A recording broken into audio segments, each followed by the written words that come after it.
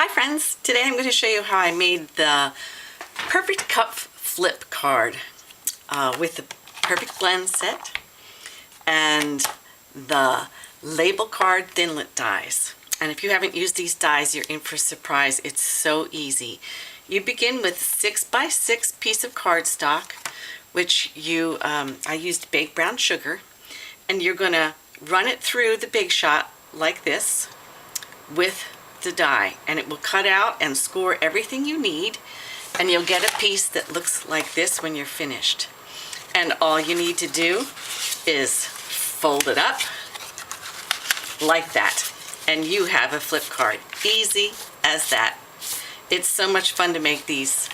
I couldn't resist making one with this set, Perfect Blend. And this is how I did it. I did a little paper piecing with this. If you're new to that, I'll show you how it works. You're going to begin by stamping Coffee and Friends or the Perfect Blend, and given enough coffee, I would rule the world temporarily. Now I'm a tea drinker, but I still really appreciate that. And then the next thing you're going to do is to do a little paper piecing.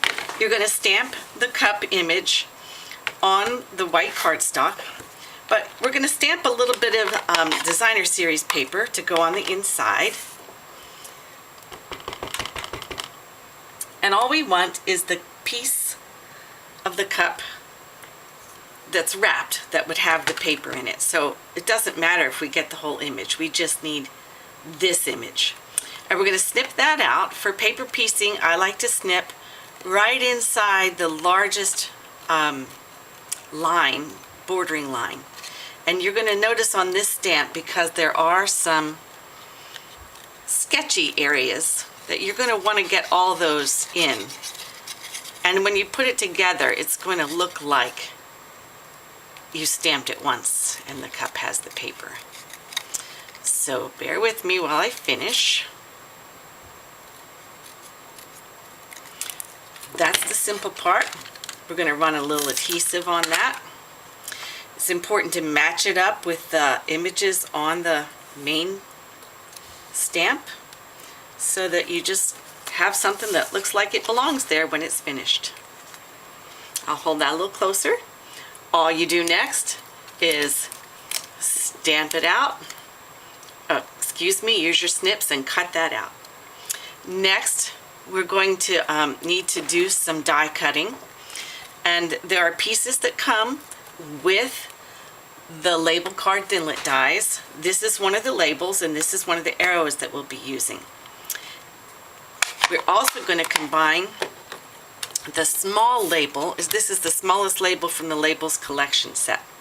So we're going to die cut 2 of this label in Cherry Cobbler and one of the arrow.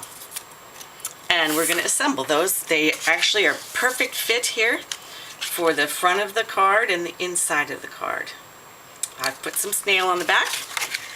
And there we go. Next, I'm going to use a little designer paper. This is from the In Colors Designer Paper Series stack.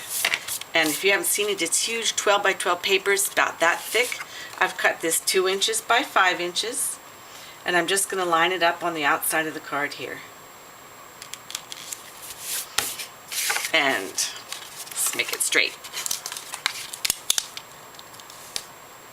Okay, there we go.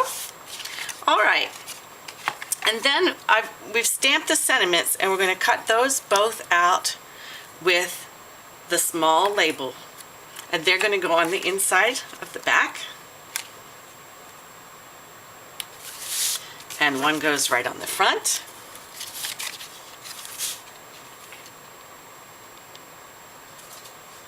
And it's perfect that these are just matted together to work so well together. Okay, and the last step is to take your coffee cup. Now there's a little trick with this. I only put adhesive on this side and one piece right about here, right about here.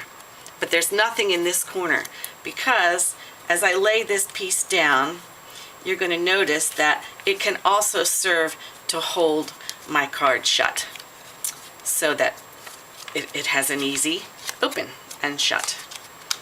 So that's it. All you would do is assemble your arrow on this side with a little glue. And last but not least, I took washi tape and I ran it down this side right here, and there's the card.